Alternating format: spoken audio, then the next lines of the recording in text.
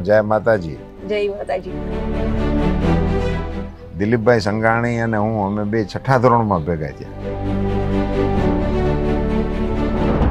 અમે બ ક્લાસ હતો અમારો, 8 બ 9 બ એમ 10 બ આવે, પણ અમે હાયર મેથ રાખ્યું એટલે અમે 10 કમાઈ ગયા, એટલું મને યાદ છે. એમાં હું થોડોક તોફાની, મારી ટીમમાંથી બધા બીએડ કરવાઈ ગયા, તો એ મારું ફોર્મ ભરતા આવ્યો તો હું બીએડમાં ગયો. બિઝનેસ કરવાનો પ્રયાસ કરેલો, કોશિશ કરેલી, પણ એમાં કંઈ બહુ સફળતા મળી નહીં. એટલે એવું કહી શકાય કે ધંધો કરવાનું કંઈ બહુ લખ્યું છે એવું લાગતું નથી. પણ પછી એક વાત નક્કી કરી આ બ્રેક પછી કે હવે નોકરીવાળી વાત કોઈ કરે એની યાદ ન દેવાય. કોઈ તેને સાહિત્યકાર કે સાહિત્ય પ્રેમી તરીકે ઓળખે છે, કોઈ તેને પુસ્તકના પાઠ ભણાવનાર શિક્ષક તરીકે ઓળખે છે, તો કોઈ તેને રાજકીય પાઠ ભણાવનાર રાજકીય ગુરુ તરીકે ઓળખે છે. જ્યારે તેઓ તળપદી ભાષામાં બોલવાનું શરૂ કરે તો લાખોની જનમેદની પણ સ્તબ્ધ થઈ જાય છે. આપણે વાત કરી રહ્યા છીએ કાઠિયાવાડના ખેડૂત પુત્ર અને પાણીદાર નેતા એવા પરસોત્તમ રૂપાલાજી. તો કેન્દ્રીય પ્રધાન પરસોત્તમ રૂપાલાજીના જીવન સફર વિશે આજે જાણીશું. કઈ રીતે ઈશ્વરિયાથી લઈને દિલ્હી સુધીની જીવન સફર છે તેના વિશે વાત કરીશું.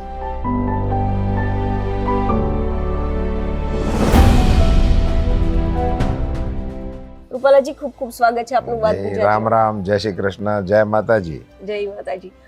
રૂપાલાજી, એ જાણવું છે કે અંગત જીવન વિશે ઘણા લોકો અજાણ હશે, તો કઈ રીતે ઈશ્વરિયાની એ ગલીઓમાં રૂપાલાજીનું બાળપણ છે તે વીત્યું? આ તો અમારું જન્મ સ્થળ જ છે. અમારા વડીલો આ ગામમાં રહેવા આવ્યા છે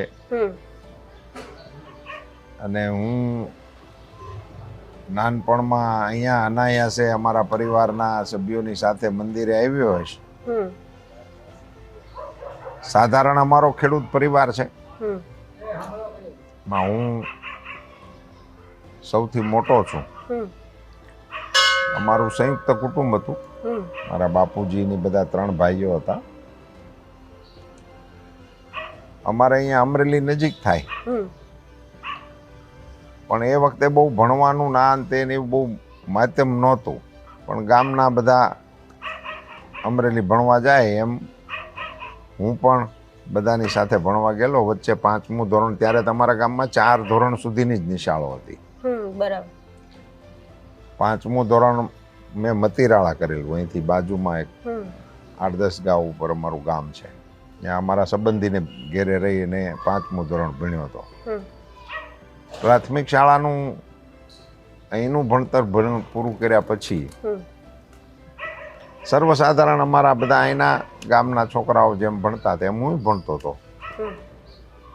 પણ એ વખતે એવું કશું કોઈ લક્ષ્યાંક કોઈના મગજમાં નહોતું એમ કે ભાઈ મોકલ્યા જ ભણવા, તો બધા જાતા ભણવાને બદલે જાજુ રખડતા. તો એક વિદ્યાર્થી તરીકે રૂપાલાજી અભ્યાસમાં કેવા હતા? અને વિદ્યાર્થી કાળે એવો કાળ કહેવાય છે કે ત્યારે સારી નરસી આદત પણ પડી જતી હોય છે, તો કોઈ એવી આદત કે જે બાદમાં આપે સુધારી હોય? એટલે પ્રાથમિક શાળા સુધી તો એકદમ સરળ પેલું હતું અને સાધારણ વિદ્યાર્થી હતો હું. એવું બહુ અસાધારણ તેજસ્વી કે એવું કશું નહોતું.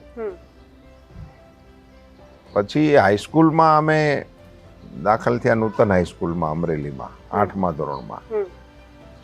એમાં મારા મનમાં એક વિષય એવો આવે છે કે 6ઠ્ઠા 7મામાં હું જ્યારે મિડલ સ્કૂલમાં હતો, અમરેલી નૂતન મિડલ સ્કૂલમાં, એ વખતે ચિતલિયા સાહેબ કરીને એક શિક્ષક હતા અમારા.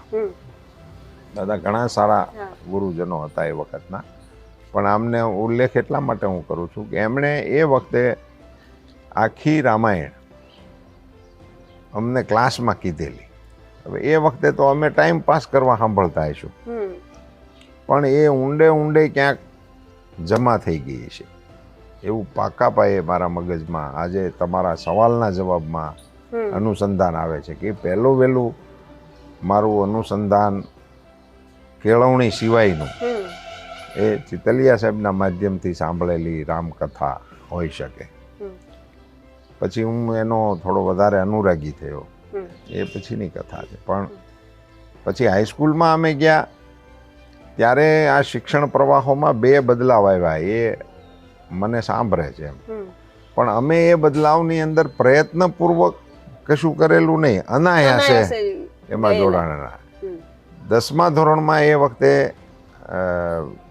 પ્રવાહની પસંદગી થતી હતી. એ અત્યારે હું કહું છું, ત્યારે એ ખબર નહોતી. ત્યારે ખાલી એટલું જ હતું કે હા નહીં, હાયર મેથ્સ રાખવાનું હોય, જેને સાયન્સમાં જવું હોય એ લોકો, એ છોકરાઓ હાયર મેથ્સ રાખશે. હાયર મેથ એ સમજાતું નહોતું. પણ અમે જેટલા ટીમમાં હતા એ ક્લાસમાં, અમે બ ક્લાસ હતો અમારો, 8 બ 9 બ એમ 10 બ આવે. પણ અમે હાયર મેથ રાખ્યું એટલે અમે 10 કમાઈ ગયા, એટલું મને યાદ છે. અને મેં હાયર મેથ રાખ્યું, એને કારણે હું પછી સાયન્સ પ્રવાહનો વિદ્યાર્થી થઈ ગયો. એવી કોઈ યોજના નહોતી કે કોઈની સલાહ નહોતી, એવું કંઈ મને સ્મરણમાં નથી. તો હાયર મેથ રાખીને હું 11મું પાસ થયો. એ વખતે 11 મેટ્રિક હતું.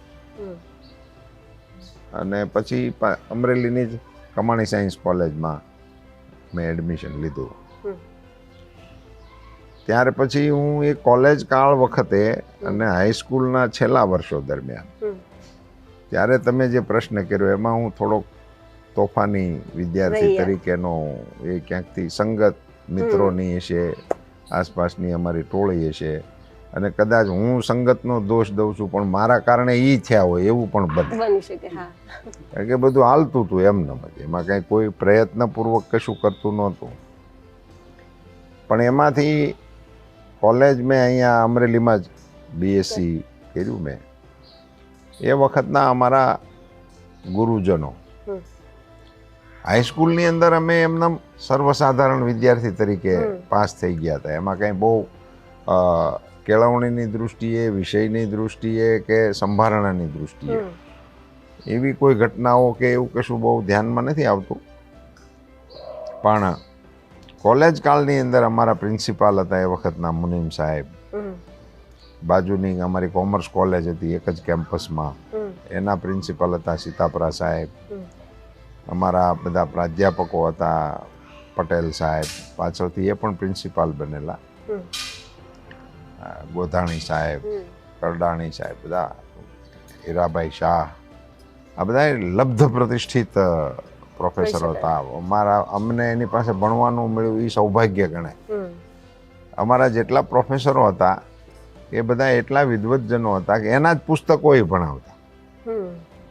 યુનિવર્સિટીમાં એ વખતે એ બધાના પુસ્તકો ચાલતા હતા. મેથ્સમાં પટેલ સાહેબનું હાલતું હતું, સાયન્સ બાયોલોજીમાં શાહ સાહેબનું હાલતું હતું, ફિઝિક્સમાં બીજા જીએમ શાહ સાહેબ હતા. એટલે ટોકમાં બધા જે કહેવાય માંધાતાઓ એ વખતના કેળવણીના, એ બધા અહીંયા હતા. અને એને કારણે અમારી સાયન્સ કોલેજનો સૌરાષ્ટ્રના કેળવણી જગતની અંદર 2 કોલેજોની સ્પર્ધા હાલતી એવું મને યાદ છે. રાજકોટની વિરાણી સાયન્સ અને અમરેલીની કમાણી સાયન્સ, એની બંનેની વચ્ચે એ વખતે સ્પર્ધાઓ ચાલતી. મેડિકલમાં કોના છોકરા જાજા જાય છે, એન્જિનિયરિંગમાં કોના છોકરા જાજા છે. અને એને કારણે અમારે અહીંયા અમારી કમાણી સાયન્સમાં બહારથી, સૌરાષ્ટ્રભરમાંથી છોકરાઓ ભણવા માટે આવતા. અમારા ક્લાસમાં મને આજે યાદ છે કે સૌરાષ્ટ્રભરના કેટલાય વિદ્યાર્થી આજે અમારા મિત્રો છે, અહીંયા ભણવા જ ખાસ આવેલા, એ આ કોલેજની પ્રતિષ્ઠાને કારણે. અને મુનીમ સાહેબ એટલે એક અનોખું વ્યક્તિત્વ, એવા બધા વિદ્વતજનો હતા. એટલે એ બધાએ થોડું ઘણું અમારામાં ઉતારવા માટેનું, મઠારવા માટેનું ઘણું કામ કરેલું. પણ એમાં સબ્જેક્ટ, વિષય અને એનું ઊંડાણ ઓછું ઉતરેલું, પણ બીજા પાઠો અમારામાં ઘણા એ વખતે મઠારાણા હશે એવું ચોક્કસ કહેવાનું મન થાય. પછી પ્રવાહોમાં અમારી સાથેની બેચના બધા લોકો, એ વખતે મારે એગ્રી બીએસસી કરવાની ઈચ્છા હતી, બીજા પણ 1-2 પ્રયાસો કરેલા, પણ એ બધું ગૌણ છે, એ બધું તમને કંઈ ખાસ કહેવા જેવું નહીં. પણ મારી ટીમમાંથી બધા બીએડ કરવાઈ ગયા, તો એ મારું ફોર્મ ભરતા આવ્યા, તો હું બીએડમાં ગયો. તો બીએડ પણ અનાયાસે જ. બિલકુલ મારું ફોર્મ મેં કહ્યું એમ મારા મિત્રો ભરતા આવેલા. હમ. અમારી યારે હતા ભાઈ બાપભાઈ દામત, વલ્લભભાઈ ભેંસદડિયા, લાઠીથી ગોવિંદભાઈ મેતલિયા, હમ. તો એ બધી ટોળકી ફોર્મ ભરવા ગઈ તે મારું ભરતા આવ્યા. બરાબર. તો હું ગયો એમ અમે બીએડ કર્યું. મેં કર્યું અમે ખંભાત બીએડ કરેલું બરાબર. ગુજરાત યુનિવર્સિટીમાં. મિત્રોની વાત આવી છે તો જે બાળપણના મિત્રો છે એની સાથે આટલી વ્યસ્તતામાં પણ આજે પણ એ મિત્રતા યથાવત છે કૃપાલાલ? એ મારું સદભાગ્ય છે કે અમે પહેલા ધોરણમાં જે ભાઈબંધ હતા હમ. એ હજી અટાણે એમનેમ છે. જેટલા હયાત છે એમાંથી કોઈ ભાઈબંધી અમારી તૂટી નથી. આ અમારા જયરામભાઈ મારી સામે ઊભા છે એ અમારા કો સ્ટુડન્ટ અમારી હારના જ છે, મારી તેવડિયા ગામના છે. એ બધાની પણ ભાઈબંધી એમને રહીને પછી જેટલા સંપર્કમાં આવતા ગયા હમ. એ બધા પણ હજી અકબંધ અમારી ભાઈબંધીમાં ઇનકમિંગ જ છે, આઉટકમિંગ આઉટ ગોઈંગ છે જ નહીં. અને બધાના નામ સાથે બધાની સાથેના મારા આજે પણ. અને અત્યારે તો તમે પોલિટિક્સમાં મને જાણો છો, દિલીપભાઈ સંઘાણી અને હું અમે બે છઠ્ઠા ધોરણમાં ભેગા થયા. બરાબર. બંને બાળપણથી જ મિત્રો છે. છઠ્ઠા ધોરણમાં અમે દાખલ એ જે ક્લાસમાં દાખલ થયા એ જ ક્લાસમાં હું દાખલ થયો. એ બહારથી જ અમરેલી છઠ્ઠા ધોરણમાં આવેલા. એ અમરેલીમાં નહોતા રહેતા.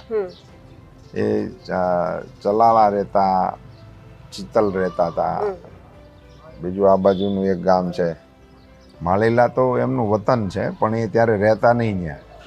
એ અનુભાઈ ચાઈ ચિત્તલ ભણવા મૂકેલા દિલીપભાઈ ને. એક પેલી બાજુ આપણે જુનાગઢના રસ્તામાં ઓલે નદીને કાંઠે ગામ આવે છે ને ત્યાં પણ દિલીપભાઈ રહેલા. એટલે એ પણ છઠ્ઠા ધોરણમાં અમરેલી મિડલ સ્કૂલમાં અમે બે ભેગા થયા. એટલે સહજતાથી ને સરળતાથી આ બધા વાતાવરણમાં જેમ બીએડ મેં કહ્યું એમ એ લોકો ભરી આવ્યા. હું થઈ ગયો. પછી હું શિક્ષક તરીકે મેં 15 ઓગસ્ટ 1977 નોકરી શરૂ કરેલી. અહીંયા આમાપુર છે આપણે બગસરાની બાજુમાં એક ગામ, ત્યાં હાઈસ્કૂલ નવી શરૂ થયેલી અને મારે નોકરીનો પહેલો દિવસ ને હાઈસ્કૂલનો પહેલો દિવસ ને અમારી કેરિયરની શરૂઆત થઈ. પછી એમાંથી એક ટર્ન એવો આવ્યો કે અમરેલીની અંદર પાર્ટીની અમારી ભારતીય જનતા પાર્ટીની મ્યુનિસિપાલિટી આવી. એમને આવશ્યકતા પડી ચીફ ઓફિસરની. બરાબર. તો એ લોકો મને વિનંતી કરીને આ હાઈસ્કૂલની મારી જોબમાંથી રાજીનામું અપાવડાવીને ચીફ ઓફિસર તરીકે લઈ આવ્યા. બરાબર. અમરેલી નગરપાલિકામાં. હવે એ ક્ષેત્ર પણ મારા માટે બિલકુલ અજાણ્યું. હું કોઈ દિવસ અહીંયા અમરેલીમાં જ ભણ્યો 6 થી ગ્રેજ્યુએટ સુધી. હું નગરપાલિકાની અંદર ગયો નહોતો. બરાબર. અમારે નગરપાલિકા હારે કંઈ વ્યવહાર નહોતો, કંઈ કામકાજ નહોતું. તો અનાયાસે આ વિભાગની આવી રચના થઈ એમ. જે આપણે આપણી પહેલી શરૂઆતની કેરિયરમાં મેં વિચાર્યું ન ભણતા હોય તો બી જે વિચાર્યું હતું એ મુકામ ઉપર જવાનું થયું નહોતું, પણ આ નહોતું જવાનું એ મુકામ આવી ગયું. અને હું આ નોકરી મૂકી અને એમાં આવ્યો રાજીનામું આપીને. એ પછી થોડુંક રાજકીય ક્ષેત્રની નજીક આવી ગયું, કારણ કે એ કામનો પ્રકાર જ સેમી પોલિટિક્સ જેવો છે. અને એ વખતે તો કેડર નહોતી, અત્યારે કેડર છે ચીફ ઓફિસરની. એટ ધેટ જંક્શન કેડર નહોતી. એ વખતે તો બોર્ડની મુનસફી ઉપર નિમણૂક થતી, મુનસફી ઉપર કાઢી મૂકતા, વાંધો પડે ચાલુ બોર્ડે કાઢી મૂકે ને એવું બધું હતું. પણ એવું બધું આપણામાં કંઈ બહુ બધી પેલી મારું પારિવારિક માહોલ એવું હતું ને કે એમાંથી કોઈ એડવાઇસ મળે કે માર્ગદર્શન મળે કે એવું તેવું કંઈ હતું નહીં. એટલે આમ હાલો તો આમ. તો એમાંથી હું ત્યાં આવ્યો ચીફ ઓફિસરમાં. એ સંઘર્ષ કાળ પણ ખરો, જોબ પણ ચેલેન્જિંગ હતી. ચીફ ઓફિસર હા, પહેલી જોબ હતી ને એ મારી એકદમ આરામ પ્રિય હતી. એક જ વર્ગ, થોડાક જ વિદ્યાર્થીઓ, પછી કંઈ કામ ને કંઈ કાજ. એટલે એમાંથી વાંચનનો મને અવકાશ મળ્યો અને અનાયાસે એમાં હું વળેલો. પણ આ જોબ થોડીક સંઘર્ષવાળી હતી, પણ દાદાની દયાથી એને અમે સારી રીતે મને સંતોષ થાય એવી રીતે એમાંથી હું નીકળ્યો. નગરપાલિકામાં 5 વર્ષ ચીફ ઓફિસર તરીકે નોકરી કરી હોય એ માણસ એ વિસ્તારમાં તું ઊભો ન રહી શકે એવી આમ સામાન્ય માણસોની ધારણાય છે. અને મોટે ભાગે વ્યવહારિક રીતે એવું જ હોય છે. એને બદલે હું એ જ વિસ્તારમાંથી ધારાસભ્ય તરીકે ચૂંટાણો. અને મને તો એવું કહેવામાં જરાય વાંધો નથી કે એ વખતની મારી કામગીરી એ મારું જમા પાસું પણ હતું, બરાબર, પોઝિટિવ હતું. એટલે એવા બધા પ્રવાહોમાંથી પસાર થતાં થતાં ચીફ ઓફિસરમાંથી પણ મેં રાજીનામું આપ્યું. મુકામ એવું આવેલું કે દિલીપભાઈ પ્રમુખ થયા નગરપાલિકાના. એટલે એ અનાયાસે આ ગ્રાફ ભેગા હાલે છે, નહીતર એ આવે નહીં પડાવ. અને ધારો કે એ તો પડાવ અમરેલીમાં હતા તો થઈ શકે નગરપાલિકાના પ્રમુખ, પણ મારે ચીફ ઓફિસર થવાનું કંઈ કારણ જ નહોતું. તો હું ચીફ ઓફિસર હોઉં અને એ નગરપાલિકાના પ્રમુખ હોય એવું એક અનપ્લાન પણ એક મુકામ આવ્યો હતો, જેને હજી પણ લોકો યાદ કરે છે. ને એ મને એમ લાગે છે કે અમારી કેરિયરનો એક પહેલો એક પ્રકારનો ઊંચો જાતા ગ્રાફનું પહેલું માઇલસ્ટોન તમે એને મૂલવી શકો. ને એ વખતે પછી ઘણી બધી રાજકીય ગતિવિધિઓ થયેલી, ઘણા ઇવેન્ટ બનેલા, ઘણા પ્રસંગો બનેલા, એમાંથી પસાર થવાનું થયું. સ્ટેટ લેવલે exposure as a chief officer, zonal officer તરીકે મારે કામકાજ કરવાનું આવતું હતું. એટલે શીખવાનું પણ ઘણું મળ્યું, સંઘર્ષ પણ ઘણો થયો. પણ એનાથી મારી કેરિયરને ઘડવાનું એક મોટું કામ, એડમિનિસ્ટ્રેટિવલી કેટલીક બાબતોનો ખૂબ સારો અનુભવ થયો. કડવા અનુભવો પણ પુષ્કળ થયા હતા. પણ એ બધાની વચ્ચેથી પછી એક તબક્કો એવો આવ્યો કે મેં સ્વયં નિર્ણય કર્યો કે હવે આ બહુ થયું. કંઈ કારણ નહોતું, કોઈ તકલીફ પણ નહોતી, કશું કારણ પણ નહોતું, અને કોઈ સંજોગો તો ફૂલ એમ નોર્મલી ચાલે એવા હતા. હું ન જાઉં તોય ચાલે એવી વ્યવસ્થા હતી. એમાંથી મેં વિચાર્યું કે કેમ વિચાર્યું એનું પણ અત્યારે કંઈ મને સ્મરણ નથી, પણ નથી કરવી નોકરી એમ કરીને મેં રાજીનામું આપ્યું. તો એ મને તો રાજીનામું આપવામાં બહુ મુશ્કેલી પડી, મંજૂર કરે નહીં. દિલીપભાઈ કે તારે કંઈ કામ નથી, કંઈ કાજ નથી, શું રાજીનામું એમ. પણ છેવટે પછી એમણે મૈત્રી દાવે મારી વાતને સ્વીકારી. રાજીનામું આપ્યા પછી તું હાવ ફ્રી થયો. પછી અહીં ઘેરે કંઈ કામ નહોતું, વ્યવસાયની દૃષ્ટિએ પણ મારા હાથમાં કોઈ એવો વ્યવસાય નહોતો, અને એમ સાવ બ્લાઇન્ડ એરિયામાં હું દાખલ થઈ ગયો, કોઈ કારણ કાજ વગર, સમજ્યા સમજ્યા વિના, એવું નથી કહેતા એવું એમ. એ ગાળામાં મેં અહીંયા નાનો મોટો બિઝનેસ કરવાનો પ્રયાસ કરેલો, કોશિશ કરેલી, પણ એમાં કંઈ બહુ સફળતા મળી નહીં. એટલે એવું કહી શકાય કે ધંધો કરવાનું કંઈ બહુ લખ્યું છે એવું લાગતું નથી. મેં પ્રયાસ કરી જોયો પણ કંઈ બહુ જામ્યું નહીં. પછી મને ફરીથી આ બધા મિત્રોએ અને ખાસ કરીને દિલીપભાઈએ ગર્લ્સ સ્કૂલ છે અમારી અહીંયા અમરેલી, એમાં પ્રિન્સિપાલ તરીકે નિયુક્તિ આપી. હાવ બેઠા છો તો આ ખાલી જગ્યા છે, એ કામ કરો. તો હું એમાં જોઈન થયો હતો. 1.5 વર્ષ એમાં મેં નોકરી કરી. પછી એ મારી નિમણૂક હતી અને હાઈકોર્ટમાં ચેલેન્જ થઈ, અને હાઈકોર્ટ એને રદ કરી. મહિલા સંસ્થામાં પુરુષ પ્રિન્સિપાલ થીમ ઉપર. જોકે એ વખતે બધી પરમિશનો લઈને કરેલું હતું, પણ છતાં કોર્ટે એવો ડિસિઝન આપ્યો, રિપોર્ટેડ જજમેન્ટ છે મારું. વળી પાછું બ્રેક આવ્યો. પણ પછી એક વાત નક્કી કરી આ બ્રેક પછી કે હવે નોકરીવાળી વાત કોઈ કરે એની યાર ન બેહવું, નોકરીએ તો જવું નથી. પણ એમાંથી હું બીજા કોઈ રસ્તા ઉપર આગળ વધું એની પહેલાં મને ભારતીય જનતા પાર્ટીનો અમરેલી જિલ્લાનો પ્રમુખ બનાવી દીધો. એ મારી પોલિટિકલ ઓફિશિયલ એન્ટ્રી હતી, અબાઉટ 88-89. એની પહેલાં તો હું એક સહાયક તરીકે કામ કરતો હતો, એવું કે શું કામ હતું. અમારે દિલીપભાઈ પહેલી વહેલી ચૂંટણી 80માં લડ્યા ધારાસભાની, ત્યારે કાર્યાલય ખોલવા હું જ અહીંથી જતો. અમારા ગામનો એક ઓધો કરીને છે, ગાંગડિયાનો દીકરો, એને અમે 2 જતા અહીંથી કાર્યાલય ખોલતા હતા. પણ એ પછી 88માં આ મુકામ આવ્યું ને મને જિલ્લા પ્રમુખ તરીકે જવાબદારી આપી. પછીથી આજની ઘડી સુધી પાછું વાળું જોયા વગર એક ધારું આ પાર્ટીનું કારકિર્દી કામ શરૂ કર્યા રાખું છું ને એમાં પછી કેટલાય મુકામો આવ્યા, સંગઠનને આવ્યા, સરકારને આવ્યા, વિધાનસભાને આવ્યા, રાજ્યસભાને આવ્યા, રાજ્યની અંદર પણ જવાબદારીઓ મળી, નેશનલ લેવલે પણ જવાબદારીઓ મળી અને હજી પછી ત્યારથી શરૂ થયેલી ગાડી ઊભી નહીં રહી. આજ તમે મળ્યા ત્યાં સુધી હાલી. માધ્યમિક શાળાના શિક્ષકમાંથી રાજકીય કારકિર્દી શરૂ કરવામાં દિલીપ સંઘાણીનો કેટલો સાથ?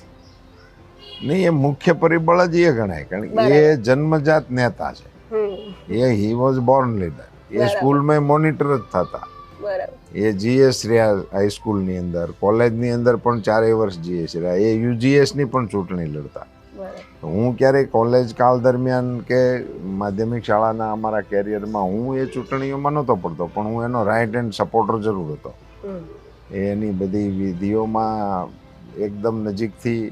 પછી એની એકચ્યુઅલી તો મીસામાં ધરપકડ થઈ કટોકટી વખતે, અને એ અમદાવાદ સાબરમતી જેલમાં અમારા 2 મિત્રો અહીંથી ગયેલા, એ અને રામજીભાઈ કાપડિયા.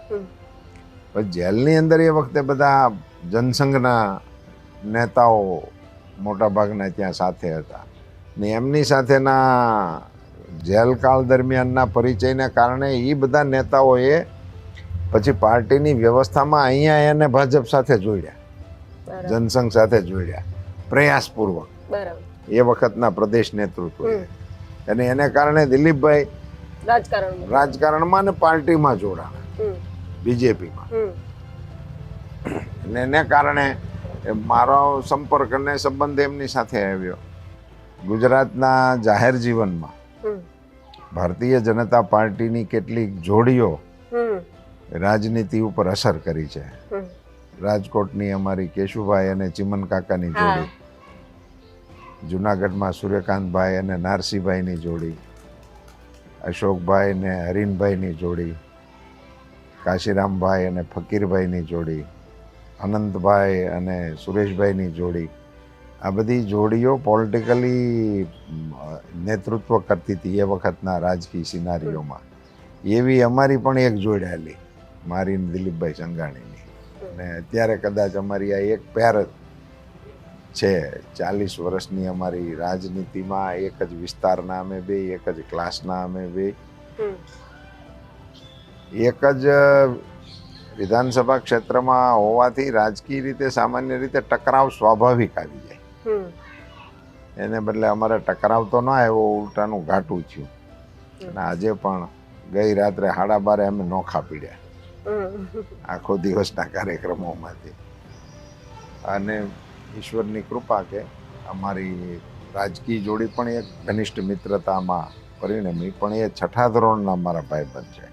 બરાબર. તો આજે પણ એ મિત્રતા એક આજે છે ને અમે વર્ષમાં 2 વર્ષમાં પહેલા તો થોડુંક નિયમિત હાલતું, હવે બધી વ્યસ્તતાઓના કારણે નથી થતું, પણ અમે હજી આ એક કાર્યક્રમ કરીએ છીએ અમે જૂના ભેરુડાઓને ભેગા કરવાનો. બરાબર. અને ગમે ત્યાં એકાદી વખત મળીએ તો એકાદી રાત્રિ સાથે બધા પરિવાર સહિત એને ગાળીએ છીએ. અને હજી બધા રિસ્પોન્ડ પણ કરે છે, આવે છે, અને હેતપૂર્વક એ વ્યવસ્થાઓ ચાલે છે. રાજકારણમાં પાપા પગલી કરી રૂપાલાજી આપે ત્યારે ભારતીય જનતા પાર્ટી કહી શકાય કે એ પ્રમાણે અત્યારે જે સ્થિતિ છે એ પ્રમાણેની નહોતી, શરૂઆત કહી શકાય.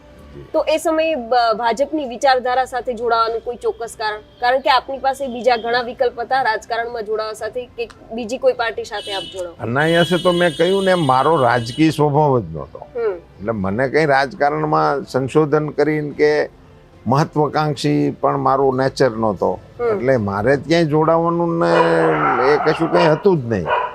દિલીપભાઈની દોસ્તીને કારણે અનાયાસે ફાંટો એના તરફ ગયો. પણ ઘટના તરીકે જેને કહેવાય કે કોઈ સ્પર્શ થાય, કોઈ ઘટના બને, એવી એક ઘટના એ 88-89ની સાલમાં નરેન્દ્રભાઈ મોદીજી આપણા ગુજરાતના મહામંત્રી તરીકે આવ્યા, સંગઠનના મહામંત્રી તરીકે.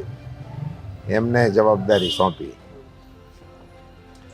એમણે એક અપીલ કરેલી કે પાર્ટીનું ડેવલપમેન્ટ કરવા માટે પૂર્ણકાલીન કાર્યકર્તાઓએ નીકળવું જોઈએ. એના રિસ્પોન્ડમાં મેં જાણ કરેલી કે હું નીકળું, તમારી અપેક્ષા હોય તો અપીલને માન આપીને પૂર્ણકાલીન. પછી મારી સાથે બધી ચર્ચાઓ પ્રદેશના આગેવાનોએ આવીને કરેલી કે ભાઈ પૂર્ણકાલીન એટલે ફરવા જવાનું નથી એમ, અને આમાં આવું બધું છે, વતનમાં નથી કામ કરવાનું, આમાં કશું મળવાનું નથી વગેરે. પણ મેં કીધું એ તો આપણે હવે નક્કી જ કર્યું છે તો એમાં કંઈ વાંધો નથી. એટલે બધી તૈયારીઓ થઈ ગઈ હતી. અનંતભાઈ દવે એ વખતે મહામંત્રી હતા, એ અહીંયા આવીને પાર્ટીમાં પરિવારમાં બધાને પૂછી ગયેલા કે આને અમે હવે ઉઠાવીએ છીએ. બધાએ સંમતિ આપી હતી. અને એ એક પહેલું વહેલું તમે કહ્યું ને એમ કે આ વિચારધારામાં પ્રસ્થાપિત થવા માટેનું પ્રસ્થાપિત થવામાં જોડાય તો અનાયાસે ગયો હતો, પણ પછી એ વખતે એ વિચારપૂર્વક આ એક નિર્ણય કરેલો. પણ હું પ્રમુખ બન્યો પછી આ અપીલ આવી, એને મેં રિસ્પોન્ડ કર્યું. ઇન બિટવીન આ 77ની ચૂંટણી આવી ગઈ, ઇમરજન્સી પછીની. અને એમાં લોકસભાની ચૂંટણીમાં 88-89 વાળી જનરલ ઇલેક્શન જે મોરચા સાથે બન્યું,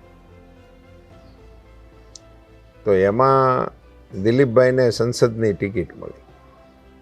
પહેલી વખત અમરેલી જિલ્લામાં ભાજપની ટિકિટ ઉપર સ્વતંત્ર રીતે દિલીપભાઈને લડાવ્યા.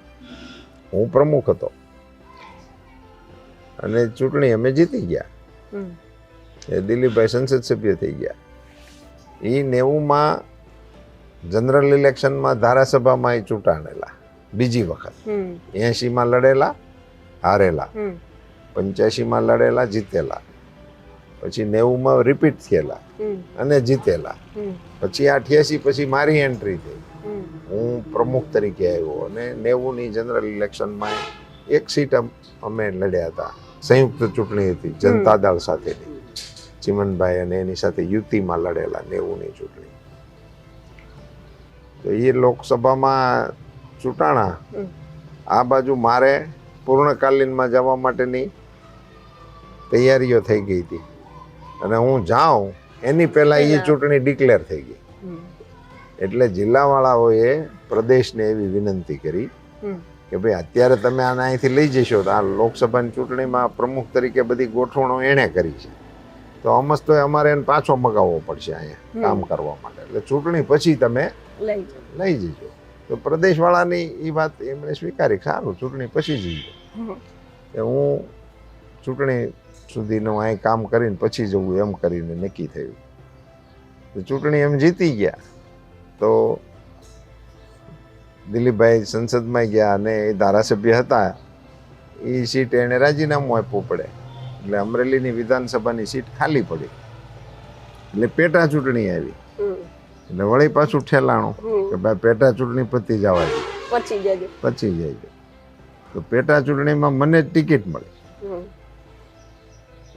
એટલે પહેલા ફાટા ઉપર ચડવાનું જે હતું સંગઠનનું કામ કરવાનું, એને બદલે હું આ ફાટા ઉપર ચડી ગયો. પછી 3 ચૂંટણીઓ હું અહીંથી જીત્યો અને એ પ્રવાહ બીજી રીતે ચાલી ગયો. સરકાર બની ગુજરાતમાં 95માં સરકારમાં બની. પણ એ પછી 2002માં હું ચૂંટણી હાર્યો, ચોથી ચૂંટણી. ત્યાર પછી 88માં પેલું સંગઠનનું અટકેલું કામ ફરીથી મહામંત્રી તરીકે હું જોડાણો. 1-2માં, 2 પછી 3-4માં. અને વળી પાછું એ સંગઠનનું લેણું વિશે મારે કામ કરવાનું, તે પૂરું કર્યું. પછી હું પ્રમુખ પણ થયો પાર્ટીનો, સ્ટેટ પ્રેસિડેન્ટ તરીકે કામ કર્યું. આપણે નેશનલ વાઇસ પ્રેસિડેન્ટ તરીકે 3 ટર્મ મેં કામ કર્યું. વળી પછી રાજ્યસભાનું ટેન્યોર શરૂ થયું. બાકીનું તમે બધા જાણો છો. એવું કહેવાય છે કે નરેન્દ્ર મોદીજીની ગુડ બુક્સમાં રૂપાલાજીનું નામ આવે છે. ગુજરાતમાં હતા ત્યારે પણ તેની સાથે છે, અને જ્યારે દિલ્હીમાં ગયા ત્યારે પણ સાથે લઈને ગયા. તેના વિશે શું કહે છે? એમાં ગુડ બુક્સમાં નામ હોવું એ તો આપણા માટે આનંદનો વિષય છે, પણ આટલા લાંબા સમય સુધી નિર્વિઘ્ને સાથે રહેવાનું, સાથે કામ કરવાનું જે અમને અવસર મળ્યો છે એને હું તો ઈશ્વરની પ્રસાદી ગણું છું. અન્યથા આટલો લાંબો સમય આ ક્ષેત્રમાં સાથે સાથે નથી ચલાતું. ચલાય ખરું પણ સાથે સાથે નથી ચલાતું. વિચારધારાની ને વિચારધારા હોય પણ તો પણ આ રાજકીય ક્ષેત્ર જ એવું છે કે જેની અંદર બીજા નાના મોટા અનેક મુદ્દાઓ આવતા હોય છે, એટલે ફંટાઈ જાય માણસ. એને બદલે અમારે સાથે રહેવાનું અનુકૂલન પણ થયું, અને ગુજરાતમાં એની કેબિનેટમાં હોય અને ભારતની એની કેબિનેટમાં હોય એવો હું એક જ છું. એ વખતે મને એ સૌભાગ્ય મળ્યું છે. બાકીના અમારા બધા મિત્રો, અમે તો ઘણી મોટી ટીમ અહીંયા પણ સાથે હતી અને ત્યાં પણ સાથે છીએ, પણ બે જગ્યાએ સાથે રહીને અને ઘણા બધા સંગઠનની અંદર પણ અમે ખૂબ સાથે કામ કર્યું અને સરકારની અંદર પણ ખૂબ સાથે કામ કર્યું. એનો બહુ મોટો રાજીપો અને સંતોષ છે. ધન્યવાદ.